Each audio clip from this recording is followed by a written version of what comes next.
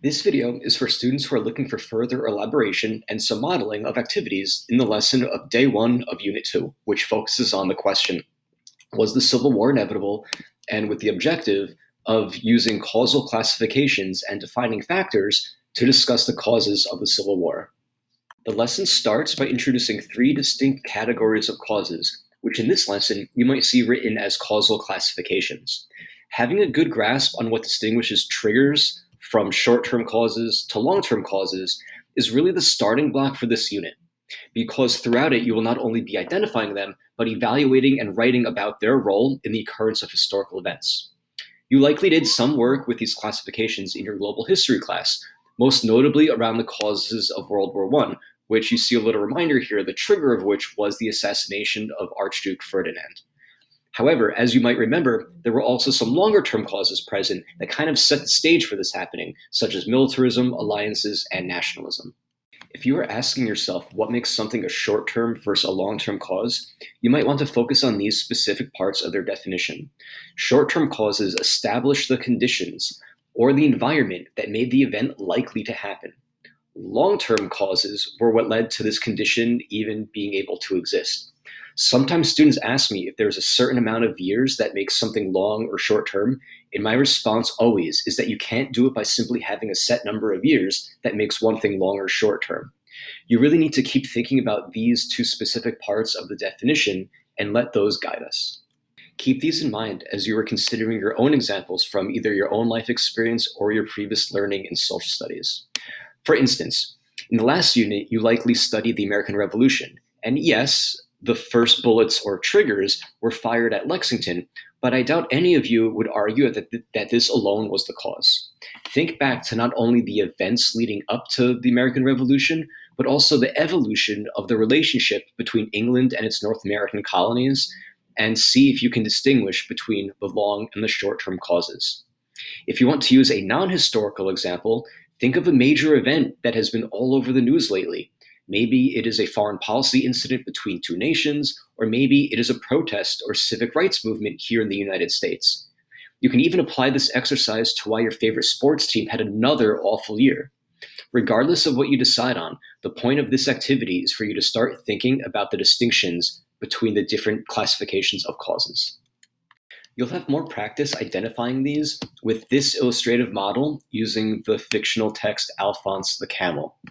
As you read this short story, keep asking yourself what caused Alphonse's death, and use this color scheme to highlight the trigger, the short-term, and the long-term causes. If you like, pause this video here, annotate yours, and when you return, you can compare yours to a brief model that I made. All right, so now that you have yours done, here is what mine turned out like. And please keep in mind, this is merely an unfinished model, and I just highlighted some of each so we can discuss the difference between the causal categories. This is not an answer key. For the two examples of long-term causes, I highlighted both of these: the accident during his birth that led to severe back problems, and that Alphonse had an evil exploitative owner.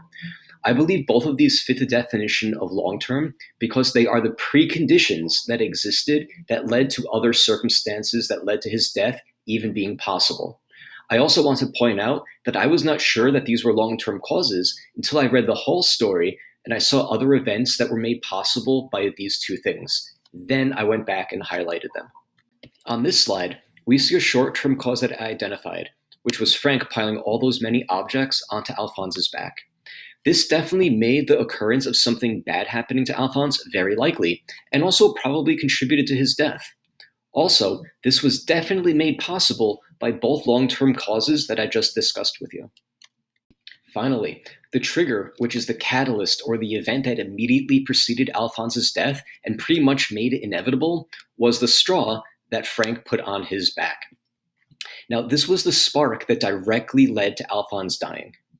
I hope this allegory was useful in clarifying the differences between these three classifications, because now we are going to take this a step further and apply it to a nonfiction history text.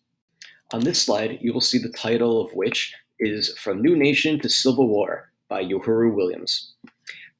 As you read this text, it is important to ask yourself what caused the Civil War, just like when you thought about what caused Alphonse to die when you read the first one.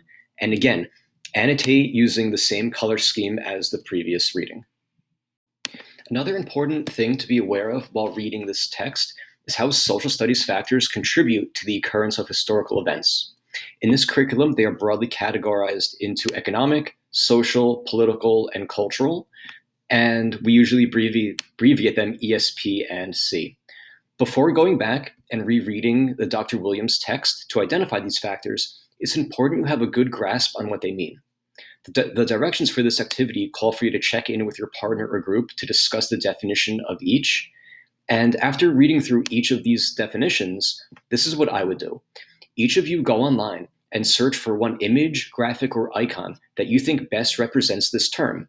Then take turns sharing and explaining your choices. You might also work to reach consensus amongst yourselves about which one is most appropriate for each of these terms. Hopefully, doing this adds to your understanding of these factors, enabling you to do a more detailed job as you complete the rereading task. Just like we did before, if you'd like to pause this video here and reread and annotate the text for these social studies factors, do so. Then come back and I will model a paragraph that you can check your work against just to make sure that you're on the right track. All right, so now that yours is done, let's take a look at Dr. Williams's text, and let's look specifically at the 8th paragraph, which is at the bottom of the 2nd page. Now, when I read this line where it says, freeborn persons of color, along with fugitive slaves, continue to challenge local laws seeking to undermine the reach of slavery and efforts to segregate people of African descent, I labeled this as societal, which I believe is orange. Now, for me, segregation is rooted in status and social ranking. However, I can see why some people might argue it is political or cultural as well. When Dr. Williams goes on to talk about how in 1858 the Supreme Court decision ruled in the Dred Scott decision, I would label this as political, which would be red. Now, I did that because, yes, this decision came from the Supreme Court, although I do acknowledge that the effects of this decision definitely had economic, social, and cultural repercussions as well. By watching me model this one paragraph, I hope you see how subjective some of this can be. As long as you are mindful and have a logical rationale for your classifications, you're probably doing all right. Once you are done with this 2nd reading, you will use what you've learned to construct a response to this prompt. What were the significant causes of the Civil War? However, before doing this, take a close look at this slide. This slide shows the language of causation and consequence, and it lists words and phrases commonly used by historians to denote cause. Like it says here, go through them all and make 2 highlights from each category of words or phrases that you want to incorporate into your writing. If this is the first time you are doing a piece of writing such as this, you may opt for words or phrases that are familiar to you. However, this tool is meant to grow your social studies vocabulary and strengthen your writing as a historian. So the more you use it, you should challenge yourself and try to select new words and phrases each time. After you make your selections and incorporate them into your written response to this prompt, it is time to move on to the wrap-up activity. I especially like this wrap-up prompt because it poses an interesting question that it is up to you to make your own claim for and provide supporting evidence about. Think about the trigger and the long and short-term causes discussed by Dr. Williams. Based on what you've learned today, do you believe the Civil War was unavoidable? This is a hypothetical question, and as such, it is subjective, and there is no right or wrong answer. This is just an exercise in thinking about causation and a chance for you to demonstrate what you've learned, so keep that in mind as you make and defend your claim.